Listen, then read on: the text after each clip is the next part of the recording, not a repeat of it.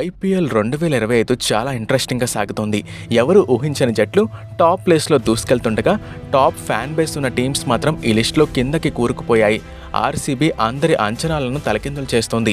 ఇప్పటి వరకు ఒక్కో టీం దాదాపు 5 మ్యాచ్లు ఆడేసింది.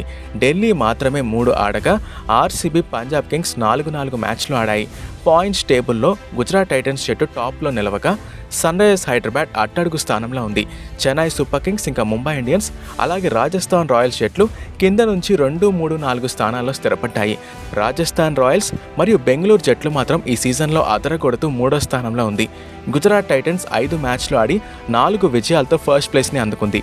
అక్షర్ పటేల్ కెప్టెన్సీలో ఢిల్లీ క్యాపిటల్స్ టీం ఆడిన 3 మ్యాచ్లలోనూ విజయం సాధించి 6 పాయింట్లతో సెకండ్ ప్లేస్లో ఉంది. కొత్త కెప్టెన్ రజత్ సారథ్యంలో ఆర్సీబీ 4 మ్యాచ్లు ఆడి 3 గెలిచి 3వ స్థానంలో కొనసాగుతోంది.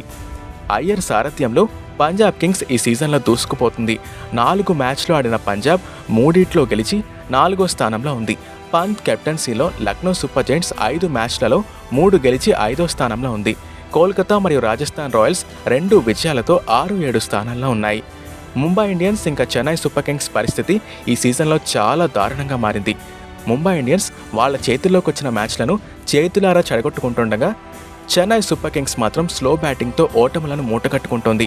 ఇక సన్ రైజర్స్ హైదరాబాద్లో హార్డ్ హిట్లర్లు ఉన్నప్పటికీ 20 ఓవర్లు క్రీజ్లో నిలబడటం కూడా చాలా కష్టంగానే మారింది. ముంబై, చెన్నై, హైదరాబాద్ జట్లు 5 మ్యాచ్లు ఆడి కేవలం ఒక్కొక్క విజయంతో వరుసగా 8, 9, 10 స్థానాల్లో చతికిలపడ్డాయి.